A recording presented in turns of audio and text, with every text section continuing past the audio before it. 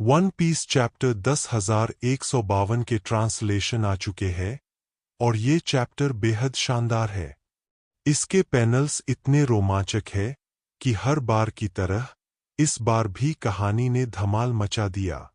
इस चैप्टर में हमें एल्बाफ की पूरी कहानी पता चलेगी और लफ़ी की मासूमियत सामने आएगी। जब शैंक्स और गबान जैसे किरदार एक चैप्टर में हों तो आप जानते हैं कि ये बेहद रोचक होने वाला है। तो आइए मैं आपको इस चैप्टर को A से Z तक समझाता हूँ। लेकिन उससे पहले अगर आपने चैनल सब्सक्राइब नहीं किया तो सब्सक्राइब बटन दबा दीजिए, ये बिल्कुल मुफ्त है। और हाँ, 500 लाइक्स का टारगेट पूरा करवा दीजिए। इस चैप्टर का नाम है एंड ऑफ फुल डे। इसमें हमें बताया जाएगा कि उस खतरनाक दिन पर एल्बाफ में क्या हुआ था।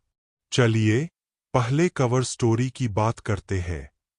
यामाटो ने ओटामा के लिए बनाया हुआ हेड कावाचू को दे दिया और डिलीवरी का काम पूरा कर लिया। इस कवर स्टोरी से हमें कुछ नई जानकारी जरूर मिलेगी। अगर नहीं मिली तो इसका क्या फायदा। अब मेन चैप्टर की ओर बढ़ते हैं। कहानी वहीं से शुरू होती है जहां पिछले चैप्टर का अंत हुआ था। हम अंडरवर्ल्ड में है जहां एक जबरदस्त हाकी सेंस की गई थी, वो थी ईमू की। सन वर्ल्ड में क्या हो रहा है ये देखने के लिए सभी वहां जाने की तैयारी कर रहे हैं। हजरुद्दीन के क्रू मेंबर जल्दी जल्दी सामान समेट रहे हैं। रोड कहता है जो बचाकुचा सामान है वो जल्द संभाल लेगा।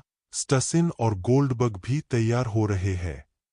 चॉपर जो गबान के साथ है कहता है लूफी तू जा, मैं गबान के साथ रुकता हूं।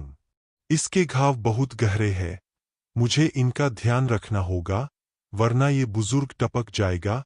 लूफी जवाब देता है ठीक है चॉपर, मैं सब तुम पर छोड़ता हूं। लेकिन गबान लूफी को रोकता है और कहता है स्ट्रॉ हेड, मेरी बात सुन। जब तू अपनी कॉन्करर हाकी इस्तेमाल करेगा तो उसे सावधानी से यूज करना। होली नाइट्स वाले लोग अमर जैसे हैं। अगर तू कॉन्करर हाकी को सही ढंग से इस्तेमाल करेगा तो उन पर असर होगा।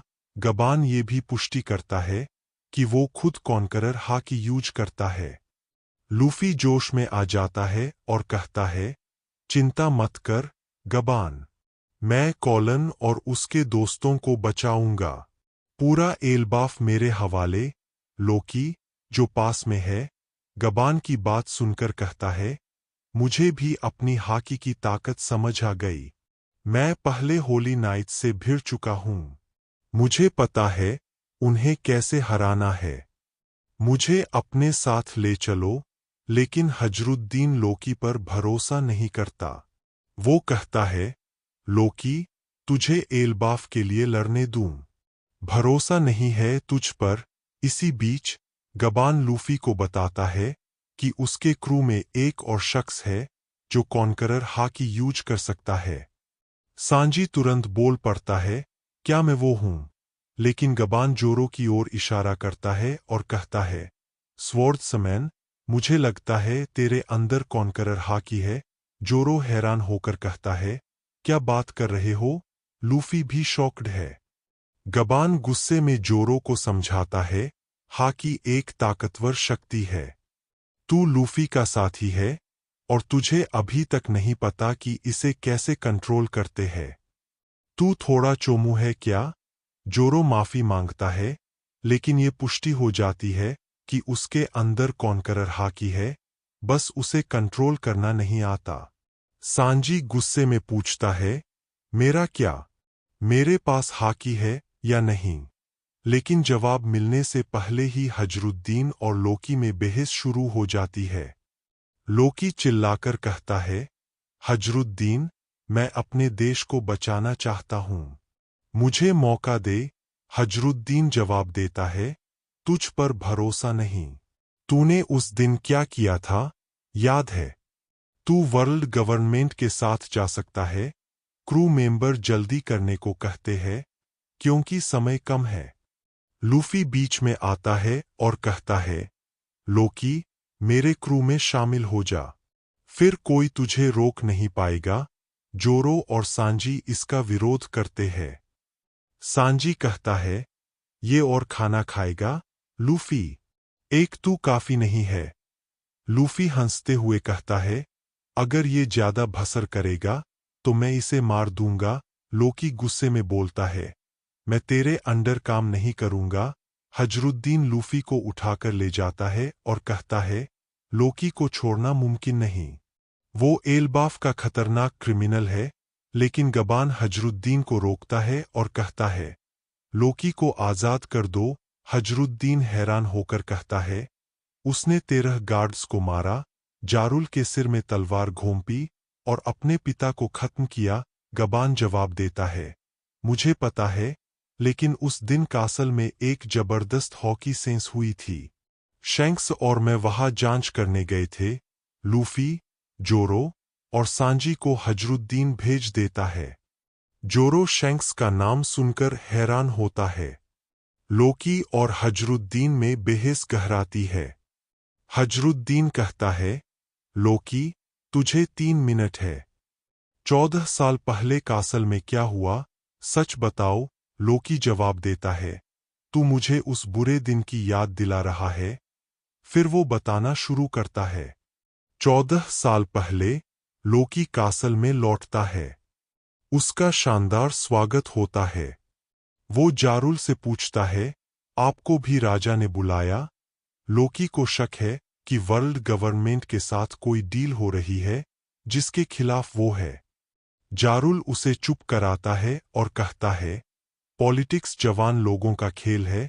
तभी कासल से अजीब आवाज आती है।